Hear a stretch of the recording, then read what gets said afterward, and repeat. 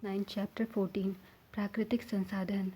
पृथ्वी पर जीवन मृदा, वायु, जल तथा सूर्य के प्रकाश, सूर्य से प्राप्त ऊर्जा जैसी संपदाओं पर निर्भर करता है। हमें अपनी प्राकृतिक संपदाओं को संरक्षित रखने की आवश्यकता है और उन्हें संपोषणीय रूपों में उपयोग करने की आवश्यकता है।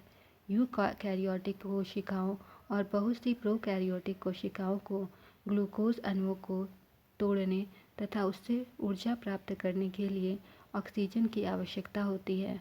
वायु, जल तथा मृदा का प्रदूषण जीवन की गुणवत्ता और जैव विविधताओं को हानि पहुंचाता है। वायु, जो पूरी पृथ्वी को कंबल की भांति ढके रहती है, वायुमंडल कहलाता है। जीवन को आश्रय देने वाला पृथ्वी का घेरा, जहाँ वायुमंडल, स्थल मंडल तथा जल मंडल एक दूसरे से मिलकर जीवन को संभव बनाते हैं, उसे जीवमंडल कहते हैं। जीवमंडल के सभी सजीवों को जैव घटक कहा जाता है, जैसे पेड़ पौधे, जंतु एवं सूक्ष्म जीव आदि। जीवमंडल के वायु, जल और मृदा आदि निर्जीव घटकों को अजैव घटक कहते हैं। कार्बन डाइऑक्साइड दो विधियों से अलग होती है। पहला, हरे पेड़ पौधे सूर्य की किरणों की उपस्थिति में कार्बन डाइऑक्साइड को ग्लूकोज में बदल देते हैं। दूसरा, बहुत से समुद्री जंतु समुद्री जल में घुले कार्बोनेट से अपने कवच बनाते हैं। जीवमंडल के जैविक और अजैविक घटकों के बीच का सामंजस्य जीवमंडल को गतिशील और स्थिर बनाता है। वायु ऊष्मा का कुचालक है। वायुमंडल पृथ्वी के औसत तापमान को दिन के समय और यहाँ तक कि पूरे वर्ष भर लगभग नियत रखता है। वायुमंडल दिन में तापमान को अचानक बढ़ने से रोकता है और रात के समय ऊष्मा को बाहरी अंतरिक्ष में जाने की दर को कम करता है। स्थलीय भाग जलीय भाग की तुलना में अधिक जल्दी गर्म एवं ठंडा होता है। स्थलीय भाग या जलीय भाग से होने वाले विकिरण के परावर्तन तथा पुनर्नवीकरण के कारण वायुमंडल गर्म होता है। गर्म होने पर वायु में संवहन धाराएं उत्पन्न होती हैं। स्थल के ऊपर की वायु तेजी से गर्म होकर ऊपर उठना शुरू करती है और ऊपर उठते ही वहाँ कम दाब का क्षेत्र बन जाता है और समुद्र के ऊपर की वायु कम दाब वाले क्षेत्र की ओर प्रवाहित होने लगती है। एक क्षेत्र से दूसरे क्षेत्र में वायु की गति पवनों का निर्माण करती है। पृथ्वी के विभिन्न भागों का तापमान, पृथ्वी की घूर्णन गति एवं पवन के मार्ग में आने वाली पर्वत श्रृंखलाएं पवन को प्रभावित करने वाली कारकें हैं।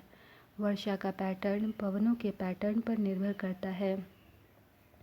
जीवाश्मी ईंधन जैसे कोयला एवं पेट्रोलियम में सल्फर एवं नाइट्रोजन कम मात्रा में पाई जाती हैं, जिनको जलाने से सल्फर एवं नाइट्रोजन के ऑक्साइड जैसे प्रदूषक निकलते हैं, जो वर्षा में मिलकर अम्लीय वर्षा करते हैं। जीवाश्मी ईंधन का दहन वायु में निलंबित कणों की मात्रा को बढ़ा देता है। ये निलंबित कण बिना जले कार्बन कण या पदार्थ हो सकते हैं, जिन्हें हाइड्रोकार्बन कहा जाता है। जैविक और अजैविक घटकों के बीच का सामंजस्य के द्वारा जीवमंडल के विभिन्न घटकों के बीच पदार्थ और ऊर्जा का स्थानांतरण होता है। जल चक्र, नाइट्रोजन चक्र, कार्बन चक्र एवं ऑक्सीजन चक्र आदि को जैव रासायनिक चक्रण कहते हैं। जैसे जैव रासायनिक चक्रों में अनिवार्य पोषक जैसे नाइट्रोजन, कार्बन, ऑक्सीजन एवं जल एक रूप से दूसरे रूप में बदलते हैं। जीवन की विभिन्न प्रक्रियाओं में स्थलीय जीव जंतु और पौधे जल का उपयोग करते हैं। वायु या कोहरे में प्रदूषकों का भारी मात्रा में उपस्थिति दृश्यता को कम कर देती है। इसे धूम कोहरा कहते हैं। धूम कोहरा वायु प्रदूषण की ओर संकेत करता है। वायु में हानिकारक पदार्थों की वृद्धि को वायु प्रदूषण कहते हैं। सभी कोशिकीय प्रक्रियाएं जलीय माध्यम में होती हैं। सभी प्रतिक्रियाएं जो हमारे शरीर में या कोशिकाओं के अंदर होती हैं, वह जल में घुले हुए पदार्थों में होती हैं। शरीर के एक भाग से दूसरे भाग में पदार्थों का संवहन घुली हुई अवस्था में होता है। स्थलीय जीवों को जीवित रहने के लिए शुद्ध जल की आवश्यकता होती है, क्योंकि खारे जल में नमक की मात्रा अधिक होने के कारण जीवों का शरीर सहन नहीं कर पाता। मृदा के ऊपरी परत में पाए जाने वाले खनिज जीवों को विभिन्न प्रकार के पालन पोषण करने वाले तत्व प्रदान करते हैं। शैलों के टूटने से मृदा का निर्माण होता है। सूर्य, जल, वायु एवं लाइकेन जैसे जीव ये सभी मृदा के निर्माण में सहायक कारक हैं। मृदा की सबसे ऊपरी परत में सड़े गले जीवों के अवशेष भी मिले हैं, जो मृदा को उपजाऊ बनाते हैं। मृदा के इस भाग को ह्यूमस कहा जाता है। ह्यूमस मृदा को समृद्ध बनाते हैं, जिससे इनमें जल को धारण करने की क्षमता सबसे अधिक होती है। कुछ उपयोगी पदार्थों का मृदा से हटना एवं हानिकारक पदार्थों को मृदा में मिलना, जो मृदा की उर्वरता को कम करते हैं और उसमें स्थित जैव विविधता को नष्ट कर देते हैं, इसे भूमि प्रदूषण कहते हैं। मृदा के ऊपरी एवं उपजाऊ भाग का हटना मृदा अपरदन कहलाता है। जंगलों का कटना मृदा अपरदन को बढ़ाता है। पौधों की जड़ें मृदा अपरदन को रोकती हैं। ये मिट्टी को बांधे रखती हैं। जीवन को स्थल पर निर्धारित करने वाले कारकों में जल, तापमान एवं मिट्टी की प्रकृति महत्वपूर्ण कारक है। जिस चक्र के द्वारा जीवमंडल के विभिन्न घटकों के बीच पदार्थ एवं ऊर्जा का स्थानांतरण होता है, उसे जैव रासायनिक चक्र कहते हैं। जलीय चक्र, नाइट्रोजन चक्र, कार्बन चक्र एवं ऑक्सीजन चक्र, ये सभी जैव रासायनिक चक्र के भाग हैं। जैव रासायनिक चक्रों के द्वारा जीवमंडल के विभिन्न घटकों के बीच पदार्थ एवं ऊर्जा का स्थानांतरण होता है। नदी द्वारा बहाकर लाया गया बहुत से पोषक तत्व समुद्र में समुद्री जीवों द्वारा उपयोग किया जाता है। विभिन्न जलाशयों जैसे नदियों, समुद्रों एवं महासागरों का जल सूर्य की ऊष्मा प्राप्त कर जल वाष्प बन जाते हैं और वर्षा के रूप में पुनः सतह पर गिरते हैं। फिर सतह से नदियों द्वारा समुद्र या महासागरों में पहुंच जाते हैं। यह प्रक्रिया जलीय चक्र कहलाता है। हमारे वायुमंडल का 78% भाग नाइट्रोजन है। नाइट्रोजन जीवन के लिए आवश्यक बहुत सारे अणुओं जैसे प्रोटीन, न्यूक्लिक अम्ल, डीएनए, आरएनए तथा कुछ विटामिन का भाग है। नाइट्रोजन सभी प्रकार के जीवों के लिए आवश्यक पोषक है। प्रश्न: शुक्र और मंगल ग्रहों के वायुमंडल से हमारा वायुमंडल कैसे भिन्न है? उत्तर: पृथ्वी के वायुमंडल में जीवन के लिए उपयोगी सभी तत्व मौजूद हैं, जैसे नाइट्रोजन, ऑक्सीजन, कार्बन डाइऑक्साइड तथा जल वाष्प आदि घटकों का मिश्रण ही पृथ्वी पर जीवन का आधार है। जबकि शुक्र तथा मंगल जैसे ग्रहों जहाँ कोई जीवन नहीं है, वायुमंडल का मुख्य घटक कार्बन डाइऑक्साइड है। यहाँ के वायुमंडल में 95 से 97% तक कार्बन डाइऑक्साइड ही है। वायुमंडल एक कंबल की तरह कैसे कार्य करता है? उत्तर: वायुमंडल पृथ्वी के औसत तापमान को दिन के समय और यहाँ तक कि पूरे वर्ष भर लगभग नियत रखता है। वायुमंडल दिन में तापमान को अचानक बढ़ने से रोकता है और रात के समय ऊष्मा को बाहरी अंतरिक्ष में जाने की दर को कम करता है। यही कारण है कि पृथ्वी का वायुमंडल कंबल की तरह कार्य करता है। प्रश्न: वायु प्रवाह यानी पवन के क्या कारण हैं? उत्तर: स्थल और जलाशयों के ऊपर विषम रूप में वायु के गर्म होने के कारण पवनें उत्पन्न होती हैं।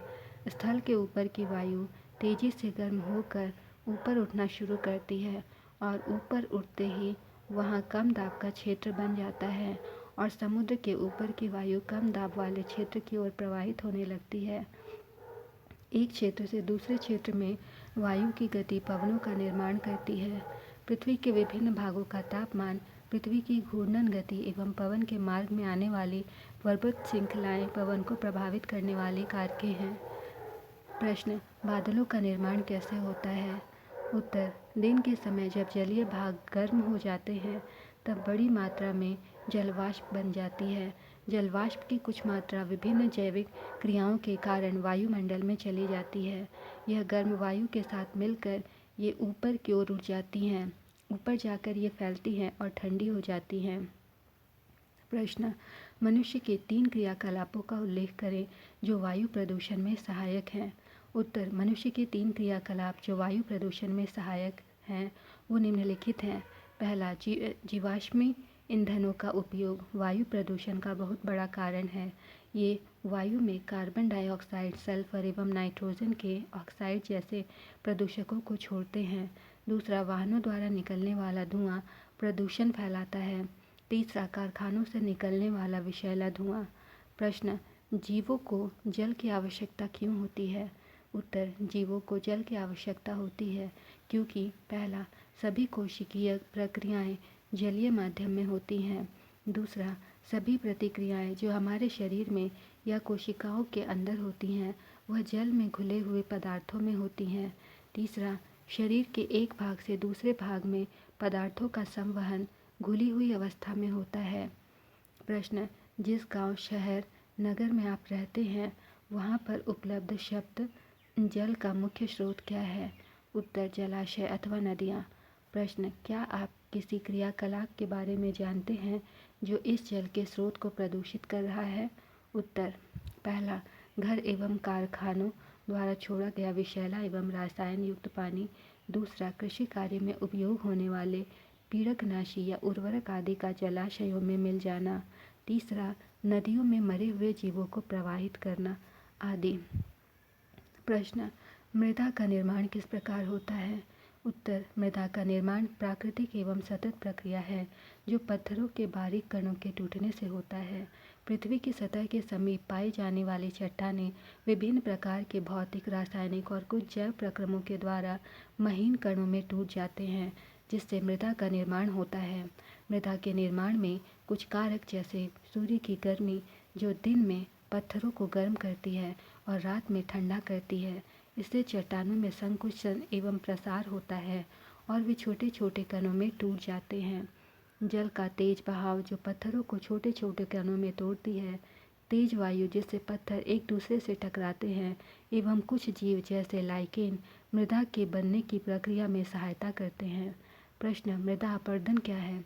उत्तर, ऊपरी मृदा का तेज वायु अथवा जल के बहाव द्वारा हटना अथवा किसी दूसरे स्थान पर पहुंचना ही मृदा का अपरदन कहलाता है। मृदा के महीन कण जो उसका उपजाऊ भाग होता है बहते हुए जल के साथ चले जाते हैं। जब तेज वायु भी मृदा के कणों को उड़ा ले जाती है। प्रश्न, अपरदन को रोकने और कम करने के कौन कौन से तरीके हैं? उत्तर, पौधों की जड़ें मृदा के कटाव को रोकती हैं। ये मृदा के कणों को बांधे रखती हैं। अतः मृदा अपरदन रोकने के लिए उपाय निम्न हैं। पहला, भूमि को अधिक से अधिक हरा भरा रखना चाहिए। दूसरा, अधिक से अधिक पेड़ पौधे लगाने चाहिए। तीसरा, पहाड़ी इलाकों में सीढ़ीनुमा खेती भी मृदा अपरदन को रोकता है। प्रश्न, जल चक्र के क्रम में जल के कौन कौन सी अवस्थाएं पाई जाती हैं? जल चक्र के क्रम में जल की निम्न अवस्थाएं पाई जाती हैं। पहला, द्रव, गैस और ठोस। प्रश्न, जैविक रूप से महत्वपूर्ण दो यौगिकों के नाम दीजिए जिसमें ऑक्सीजन एवं नाइट्रोजन दोनों पाए जाते हैं। उत्तर, जैविक रूप से महत्वपूर्ण दो यौगिक निम्न हैं जिसमें ऑक्सीजन और एवं नाइट्रोजन दोनों पाए जाते हैं। पहला है अमीनो एसिड, दूसरा है डीऑक्सी राइबोन्यूक्लिक एसिड DNA एवं राइबोन्यूक्लिक अम्ल RNA। प्रश्न, मनुष्य की किन्हीं 3 गतिविधियों को पहचानें जिनसे वायु में कार्बन डाइऑक्साइड की मात्रा बढ़ती है। उत्तर, पहला, जीवाश्मी ईंधनों एवं कोयला एवं पेट्रोलियम पदार्थों का अधिक प्रयोग जो वायु में कार्बन डाइऑक्साइड छोड़ते हैं। दूसरा, वाहनों से निकलने वाला धुआं। तीसरा, वनों की कटाई जिससे वायु से कार्बन डाइऑक्साइड का अवशोषण कम होता है और मात्रा बढ़ती है। प्रश्न, वायुमंडल में पाए जाने वाले ऑक्सीजन के 2 रूप कौन कौन से हैं? उत्तर, वायुमंडल में पाए जाने वाले ऑक्सीजन के 2 रूप निम्न हैं।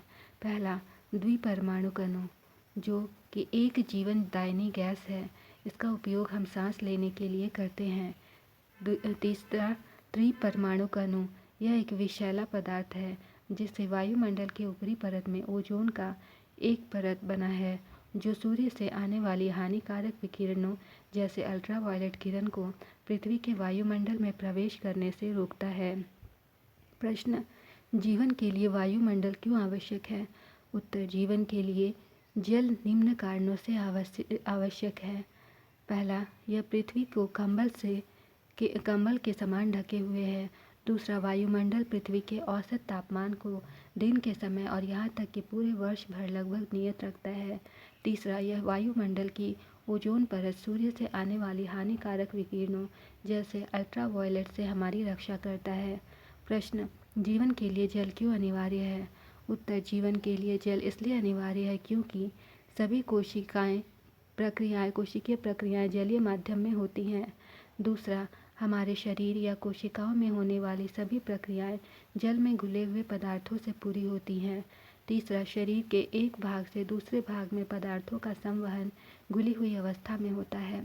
चौथा, जीवन के लिए जल एक बहुत ही महत्वपूर्ण संपदा है। प्राणियों को जीवित रहने के लिए अपने शरीर में जल की मात्रा को संतुलित बनाए रखना पड़ता है। प्रश्न, जीवित प्राणी मृदा पर कैसे निर्भर है?